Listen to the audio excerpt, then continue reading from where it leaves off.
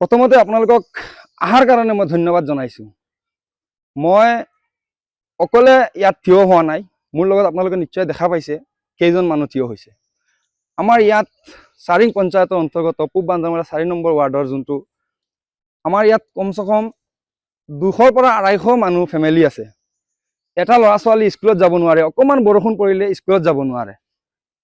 মই এটা ভিডিঅ' বনাইছিলোঁ আজিৰ পৰা 3 মাহ আগত। ভিডিঅ'টো বনোৱাৰ পিছত মোৰ বৰ্তমান কৰাৰ পঞ্চায়তৰ যোনজন নমিনী আছে মামুন ৰচিদ চাহাব, তেওঁ মোক প্ৰতিশ্ৰুতি দিছিলে যে মই 15 দিনৰ ভিতৰত তোমাক ৰাবিছ পেলাই দিম।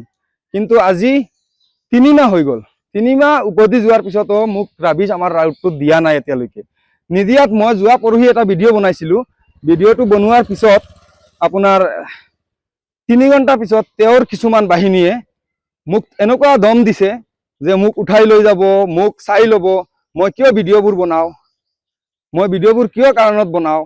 সিহঁতে মোক এনেকুৱা ভাবুকি দিছে, মই মানে এইটো ক'বলগীয়া ভাষাই নাই। আপোনালোকক মই নিশ্চয় আপোনালোকক ৰেকৰ্ডিংবিলাক দিম, আপোনালোকে নিশ্চয় চাব, শুনা পাব। আৰু মই বেলেগ বিশেষ একো ক'বলগীয়া নাই। মই এইটোৱে সকীয়াই দিব বিচাৰিছোঁ, আমি ইয়াত ৰাইজে নেতা বনাই দিওঁ, আমি ৰাইজে প্ৰেচিডেণ্ট বনাই দিছোঁ।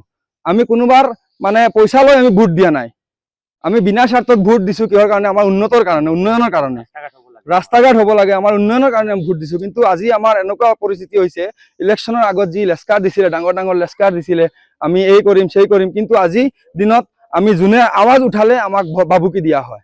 সেই পঞ্চায়তটো হ'ল আমাৰ বিন্নাখান্দি সমষ্টি, 62 নং বিন্নাখান্দি সমষ্টিৰ অন্তৰ্গত চাৰিং পঞ্চায়ত, পূব বান্দৰমাৰা গাঁও 4 নম্বৰ ৱাৰ্ড। যিকোনো খবৰৰ বাবে যোগাযোগ কৰক আমাৰ এই নম্বৰত 9181 307 221।